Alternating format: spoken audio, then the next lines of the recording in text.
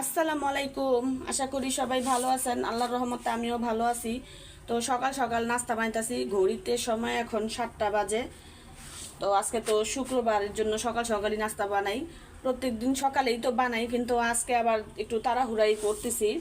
আর এদিকে এই যে বট রান্না করব, আলুগুলি কুচায় নিছি। বট এইটা বসায় দিই, অল্প একটু বট রান্না করব। তো নাস্তাটা হালকা পাতলা আগে খায়া নেই। আর আজকের সকালের আবহাওয়াটা দেখেন, খুবই মিষ্টি আর ঠান্ডা। এত সুন্দর মিষ্টি সকাল, মাশাল্লাহ।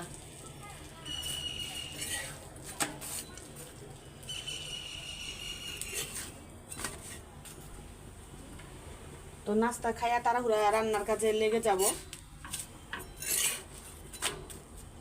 কালকে যে মেহেদি আনছিলাম, এই মেহেদিগুলি এখন এই নাস্তা খাইয়া বাটবো, এর জন্য তাড়াহুড়া করতেছি। মেহেদি বাটতেও তো সময় লাগবে।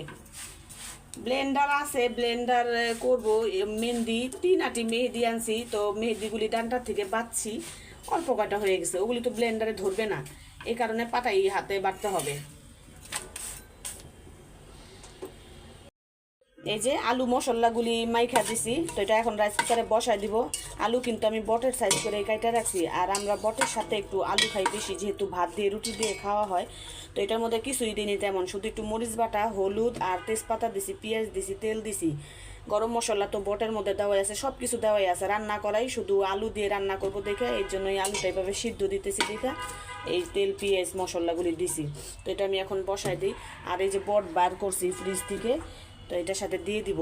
তো আলুটাকে সিদ্ধ করে নিই। এই আলুটা এভাবে কেন দিতেছি, আলুটা না সিদ্ধ হইতে একটু সময় লাগে, আর আলুটা খাইতে এত মজা, এর কারণে এইভাবে দিলাম, যাতে তাড়াতাড়ি একটু সিদ্ধ হয়, যেহেতু বট রান্না করাই আছে। আমিও নাস্তা খাইতে বসলাম। তো এই যে এখানে কালকে আলু ভর্তা ছিল, এই আলু ভর্তা দিয়ে আমি একটা আলু পরোটা বানাই নিছি। আর এই যে চা নিছি। এই আমার সকালের নাস্তা, কেন জানি আলু ভর্তা দেখে পরোটা খাইতে ইচ্ছা করলো, তো ঝটপট বানাই নিলাম মুচমুচা করে। অনেক মজা।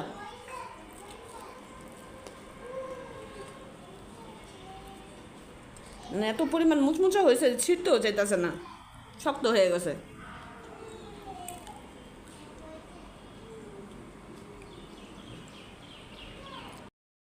মুরগি নিয়ে আসছে, তো এই মুরগি এখন কাইটা নিব। আর এদিকে এই যে পেঁয়াজও কাইটা রাখছি, এটা এখন কষাইতে দিয়ে দিব।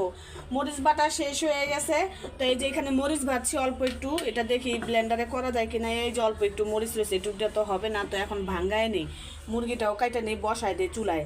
আর বটটা তো আমি রাইস কুকারে বসাই দিছি, হয়তো সময় লাগবে। তো এই মুরগিটা কাইটা চুলায় বসাই দিই, আর সাদা ভাত রান্না করব।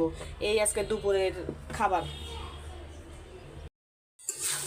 মুরগির তরকারি এই যে মশলাটা কষায় নিতেছি ভালো করে, তো এটা আমি আরো ভালো করে কষাবো, কষায় তেলের উপর উঠায় তারপরে মুরগিটা দিয়ে দিব। তো ভাত খাইতে বসলাম, সবার খাওয়া দাওয়া শেষ। তো জাইয়ানরে বললাম যে আসো খাওয়াই দে, জায়ান খাবে না, জায়ান রাগ করছে। ও পোলাও খাইতে চাইছিল, ওর জন্য পোলাও রান্না করি নাই। ও সব রান্না বাড়া শেষ হয়ে গেছে, ভাত রান্না শেষ, তারপরে বলতেছে যে আমার জন্য পোলাও রান্না করলা না, এখন এর জন্য খাবে না। অনেক রাগ করছে জায়ান। জায়ান দেবো, ভাত দিব কেন? তো এখন কোক খাইতেছে, খালি কোক খাইতেছে।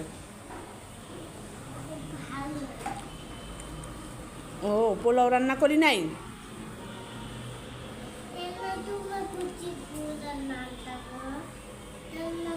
আচ্ছা এখন ভাত খাওয়া, পোলাও পরে রান্না করে দিব, ঠিক আছে?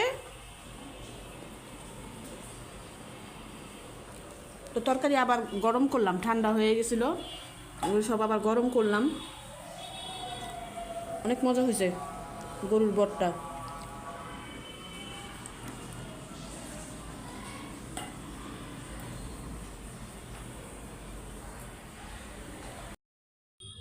আম কিনে আনা হয়েছে, তো এখানে আম কিন্তু একই, এই আম আর এই আম কিন্তু একই আম। এটা আজকে আনছে, আর এটা 3-4 দিন আগে আনছে। তো এই আমটা কিন্তু এখনও কাঁচা, আর এত শক্ত, এখনও কিন্তু পাকে নাই। আর এই আমটা আজকে আনছে পাকা পাকা দেখেই। যে 2-3 দিন আগে আমের কথা বলছিল দেখে এই আমটা আনছে খাওয়ার জন্য, কিন্তু এখনও পর্যন্ত খাইতে পারে নাই। পরে বলার পরে আজকে আবার এই আমটা নিয়ে আসছে খাওয়ার জন্য। এই আমটা তাও 2টা খাওয়া হয়েছে, ভালোই মজা। কিন্তু এই আমটার নাম জানি না, এই আমটার নাম যদি সবাই জানেন কমেন্টে জানায়েন এটা কি আম বলে। তো এটা আজকে মানে এটা খাওয়া হয়ে যাবে, এটা পাকাই, এত ইও না। কিন্তু এইটা এটা যে কবে পাকবো জানি না, এটা এখনো পর্যন্ত কাঁচা কাঁচাই আছে, শক্ত।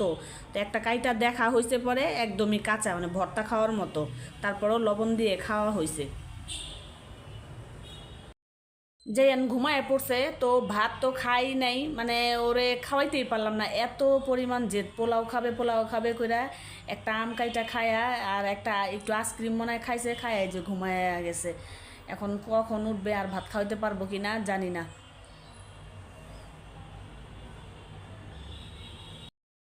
সন্ধ্যার নাস্তার জন্য আজকে আম কাটছি, তো আম খাবো।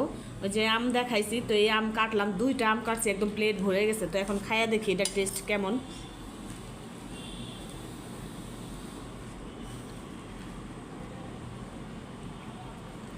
মিষ্টি পেঁপের মতন।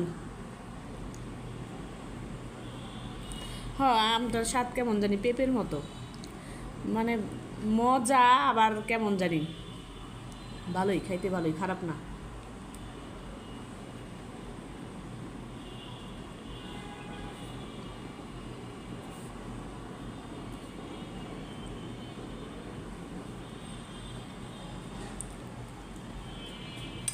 জায়ান তো ঘুমায় গেছে, ও আমার আম কাইটা দিতে বলছিল, আমার মনে ছিল না আম কাইটা দিতে। পরে দেখি কি যে ও একা একাই চেয়ারে বৈশা বৈশা মুখ দিয়ে ছিলকা, মানে ধুইয়া বেসিন থেকে ধুইছে, ধুইয়া মুখ দিয়ে এই আমের ছিলতেছে, ছিলা খাইতেছে। বড় আম অর্ধেক খাইছে আর অর্ধেক আবার বাটির মধ্যে রাইখা দিছে টেবিলের উপরে।